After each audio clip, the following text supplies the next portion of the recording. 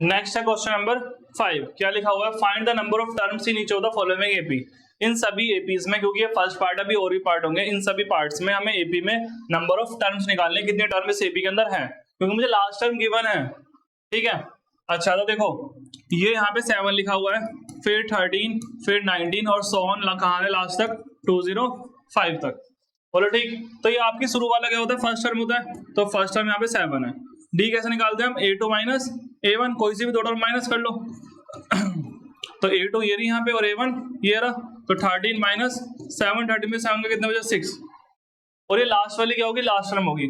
Last term कितना है यहाँ पे 205। अब लास्ट टर्म का फॉर्मूला होता है, क्या होता है, a plus n minus 1 into में d बराबर 205। लास्ट टर्म का यही फॉर्मूला होता है, जो एन टर्म का फॉर्मूला होता है वही लास्ट टर्म का फॉर्मूला होता है। अब आपको क्या क्या वैल्यू पता है, देखो a पता है, d पता है, यहाँ रख दो, फिर बस n बचेगा इस पूरी इक्वेशन में, n ही निकालना है मुझे, रख दो वैल्यू। a कितना है देखना यहाँ पे 7, a है 7, यहाँ पुट कर दिया, प्लस n माइनस 1 ऐसे आएगा सेम, और d कितना है, d मेरे पास अवेलेबल है, देखो कहाँ है 6 है। ठीक, इजिकल टू इधर क्या लिखा हुआ है 205।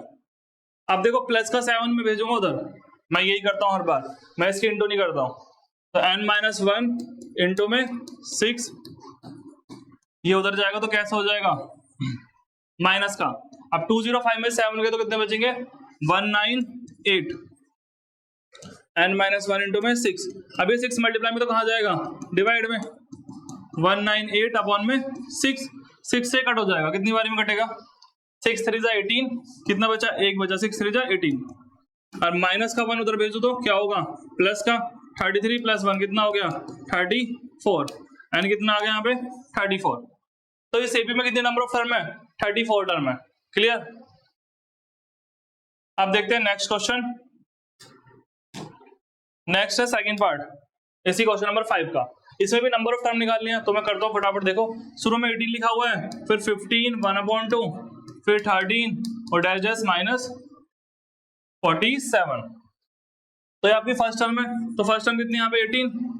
ठीक, और डी कैसे निकालते हैं हम, याद करो, a2 माइनस a1, a2 में से a1 घटाएंगे, यहाँ पे तो कोमा लगाओ बीच में, तो a2 माइनस a1, a2 कितना है आपका 15 1/2 माइनस a1 कितना है 18, 2 की 15 करोगे 30 आएगा, 15 2 30, 30 और 1 31/2, ये हो जाएगा 31/2 माइनस 18। अब यहाँ पे आप एलसीएम लोगे तो कितना आएगा एलसीएम 2।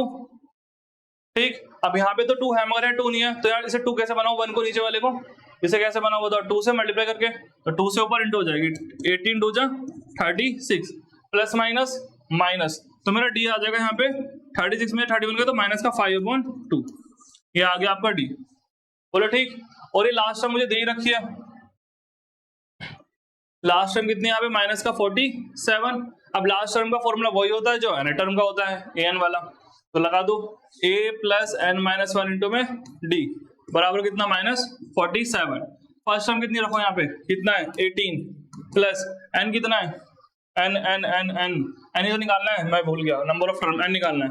d कितना है, d मैंने निकाला था अभी, कितना आया था 5/2 इंटू में मल्टीप्लाई में, यहाँ पे अगर आपने यहाँ ब्रैकेट नहीं बनाया तो आप सोचोगे माइनस हो रहा है, और इसी की वजह से बच्चे इसे गलत कर देते हैं।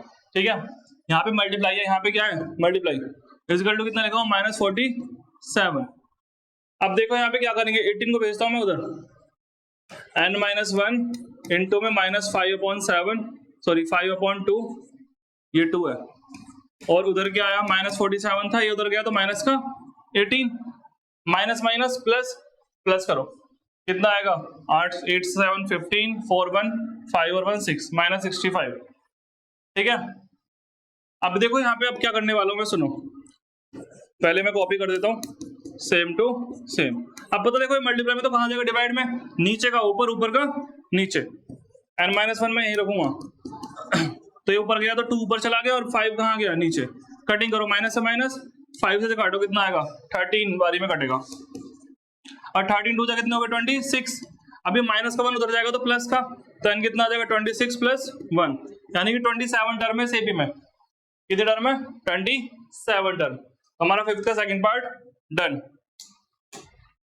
अब देखते हैं नेक्स्ट, तो क्वेश्चन नंबर 5 में सिर्फ इतना ही था। ठीक है, हम देखते हैं क्वेश्चन नंबर 6। इसमें चेक करना है, चेक करो whether -150 is a term of AP this, क्या ये -150 एपी की टर्म है या नहीं है। देखो मैं बताऊं, ऐसे क्वेश्चन में एक ऐसा क्वेश्चन एग्जांपल में भी था, जब भी आपको ऐसे बोले ना चेक करो इसकी टर्म है या नहीं है, तो आपको n नंबर ऑफ टर्म निकालना है, n निकालना है, और अगर n निकल गया वो भी नेचुरल नंबर की फॉर्म में आया, ना तो नेगेटिव आए, ना फ्रैक्शन में आए, ना डेसिमल में आए, अगर इन तीनों केस में नहीं आता तो वो टर्म होगी। अगर नेगेटिव आ जाए और नेगेटिव आ जाए, फ्रैक्शन में आ जाए, डेसिमल में आ जाए, तो वो टर्म नहीं होगी, क्योंकि हमेशा इनकी काउंटिंग कैसे होती है, 1 2 3 4 ऐसे काउंटिंग चलती है, first term, second term, third term. तो n हमेशा नंबर ऑफ टर्म किसे बिलोंग करता है, हमेशा नेचुरल नंबर, तो इसकी वैल्यू हमेशा कैसे हो सकती है, 1 2 3 सो ऑन, ना नेगेटिव आएगी, ना डेसिमल में आएगी, ना फ्रैक्शन में आएगी, ठीक है। तो मेरी एपी दे रखी है मुझे कितनी है, चेक कर लेंगे, अभी हम करते हैं सॉल्व, 11 8 5 और 2 सो ऑन, ठीक है। इसे फर्स्ट टर्म कितनी है आपकी, फर्स्ट टर्म है, a कितना है 11, ठीक है, ये आपका a1, ये a2, अब d निकालो, d कैसे निकालते हैं, a2 माइनस a1, a2 कितना है देखो यहाँ पे 8, a1 कितना 11, प्लस माइनस, -11 में से हट गया तो माइनस का 3 बचेगा, क्योंकि बड़ा कौन है यहाँ पे ये, तो d भी आ गया। अब मुझे क्या निकालना है, मुझे निकालना है, लेट कर लूंगा मैं, लेट कर लेते हैं, लेट -150, ऐसे नहीं करेंगे, ऐसे करेंगे, लेट इफ पॉसिबल लिखेंगे कि अगर पॉसिबल है, लेट इफ पॉसिबल, अगर ऐसा पॉसिबल हो देन -150 इज द, -150 की कौन सी हो जाएगी, इज द एन टर्म, अगर ऐसा पॉसिबल हुआ तो इसकी ये वाली टर्म होगी, बाद में कह देंगे पॉसिबल नहीं था, मेरा असम्पशन क्या था, गलत था, ये आप सीधा लिख दो, let -150 is the n term, ठीक, ऐसे भी लिख सकते हो। तो यानी कि अगर इसके एन टर्म में तो an हो गया, an कितना आ गया -150, और an का फॉर्मूला होता है, क्या होता है, a plus n minus 1 into में d। अब a और d की वैल्यू रख दो यहां से उठा के, फिर n निकालने की कोशिश करो। तो देखो a की वैल्यू कितनी बताना है, ये रख देता पहले 11 प्लस n माइनस 1, d कितना है देखना, माइनस का 3 is equal to -150 is equal to -150। अब क्या करूंगा, इस 11 को उधर भेजूंगा, पहले प्लस का उधर जाएगा तो माइनस, तो यहाँ बचा n-1 और माइनस का 3 साथ में इंटू में, और वहां पे क्या है -150, और ये 11 उधर गया तो माइनस का हो गया, बोलो ठीक है। अब n-1 -3 माइनस माइनस प्लस कितना हो जाएगा, माइनस का 161, ठीक। अच्छा अब ये मल्टीप्लाई में तो कहाँ जाएगा, डिवाइड में कर दो, उधर डिवाइड में भेज दो, -161 अपॉन माइनस का 3, माइनस से माइनस कट गया, 3 से कैंसिल तो होगा नहीं, बोलो हो जाएगा कैंसिल, करके देखते हैं कितना होगा, 3 5 जा 15, कितना बचा 1 1, 3 3 जा 9, कितना बचा 2 पॉइंट से 0, 3 6 जा 53.6 आ रहा है, 53.6, ये क्या है मेरा n-1, n-1 को उधर भेजूंगा तो क्या होगा, प्लस हो जाएगा, 53.6 प्लस का 1 तो कितना हो गया 54.6। तो देखो n की वैल्यू डेसिमल में आ गई, किसमें आ गई, डेसिमल में, वो तो कभी हो नहीं सकता, क्योंकि n हमेशा क्या होता है 1 2 3 नेचुरल नंबर होता है, first term, second term, third term, ठीक है। तो क्या लिखेंगे इसके बाद, लिख देंगे हम it is not possible, it is not possible, ऐसा पॉसिबल नहीं होगा, नॉट पॉसिबल। सो क्या था टर्म मेरा -150, तो -150 is not the term of AP, इस एपी की टर्म ये नहीं है, बोलो ठीक है, -150 इस एपी की टर्म नहीं है। अगला देखते हैं question number. Thank you students for watching my YouTube channel कटार सिंह क्लासेस। अब मिलेंगे नेक्स्ट वीडियो में, चैनल को लाइक शेयर सब्सक्राइब कर दीजिए।